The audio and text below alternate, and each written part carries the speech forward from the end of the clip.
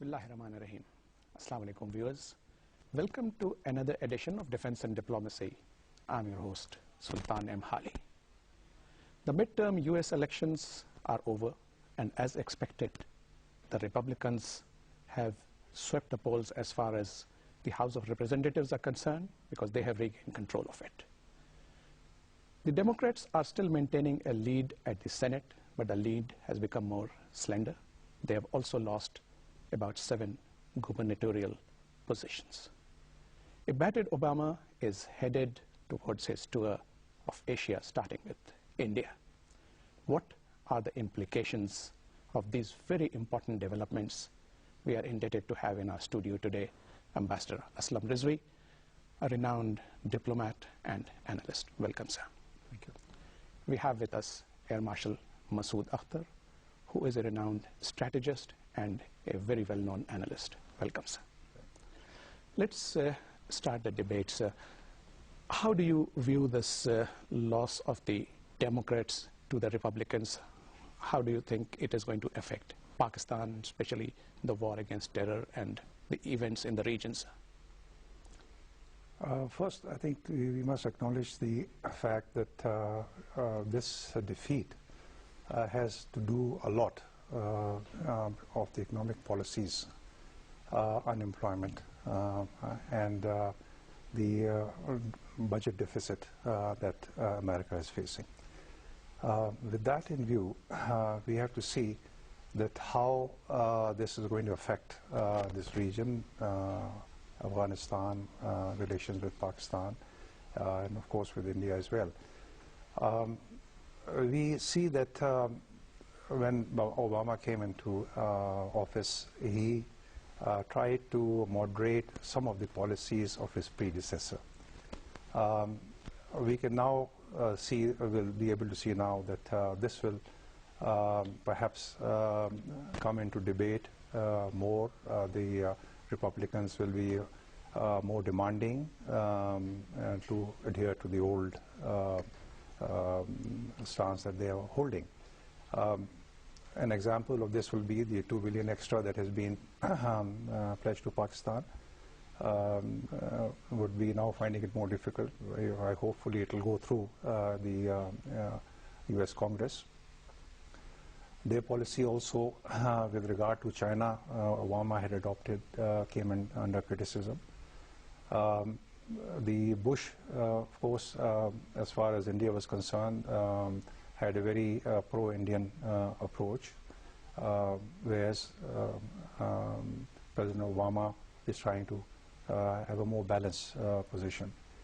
Now that he is coming to the region, he will be going to India. Let's talk about that a little later. So let me solicit the opinion of the Air Marshal.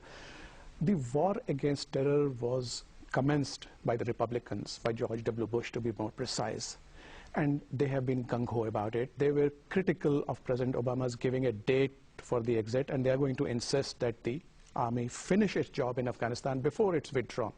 So what changes do you see in the near future, which will obviously affect Pakistan? Thank you. Very apt observation.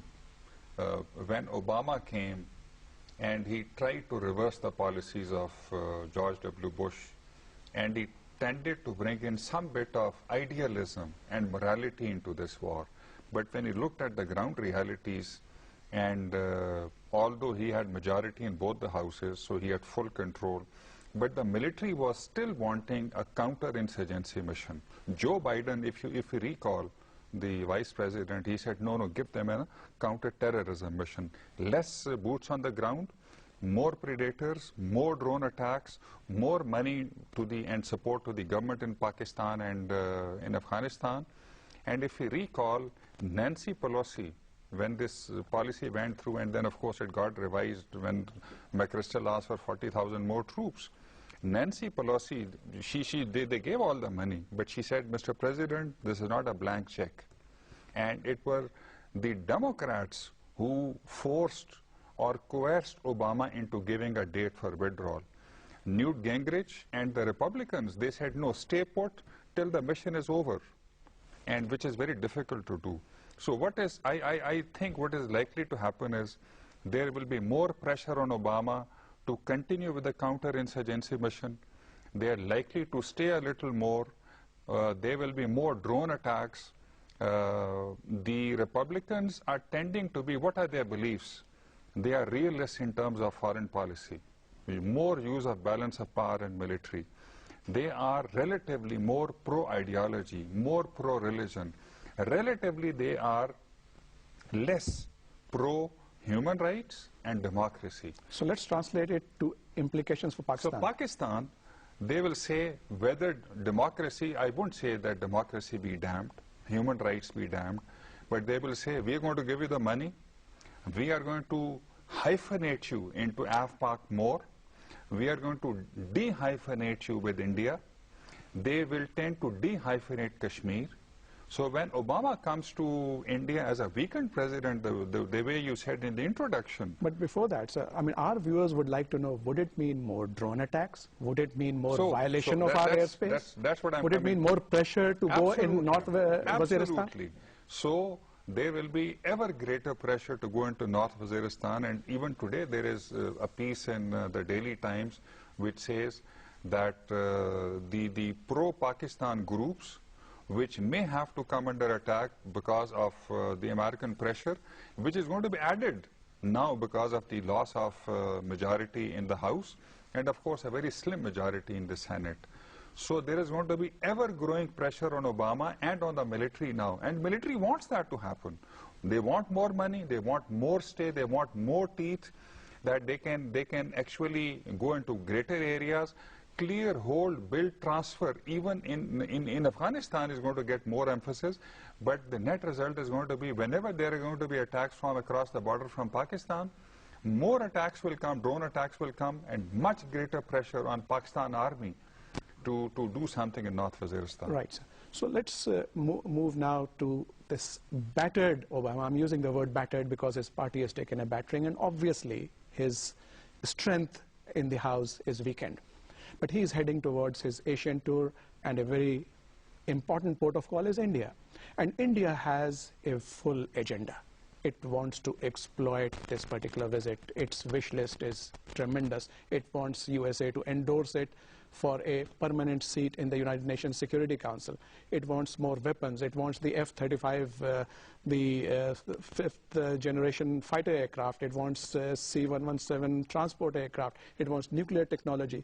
It wants Obama not to mention the K word. So let's take them one by one. I'm sorry if giving you a full plate. What's your opinions? Well, you have mentioned what the Indians want. Perhaps we should see also what Obama would want. Exactly. And I think his main thing is more focused on economic aspect of it. He's looking more for investments. He's looking more to India for selling goods. He's looking more for jobs. So one of the things that he is going to do is about this outsourcing. He's going to stop that, and he's made statements to the effect that it is going to affect the employment in the United States itself. Number one. Number two, there's a huge market available. India, as you mentioned, has already purchased quite a lot of military equipment of late. They have, apart from these $5.5 billion, they have already bought the Hercules 130H. In addition to that, we are talking about 126 aircraft worth fighter aircraft, 120 around 110, 120 billion. And according to their agenda, I think they are planning to spend up to I think 2016 up to nearly 120 or 118 In fact, billion. the whole budget for the defense enhancement is $30 billion US, which is fantastic. That's right. So they are looking, therefore, the Americans are looking for more cooperation in the investment sector from there. They're looking for a nuclear side from there. The recent act on the Nuclear Act, Investment Act that the Parliament has passed, which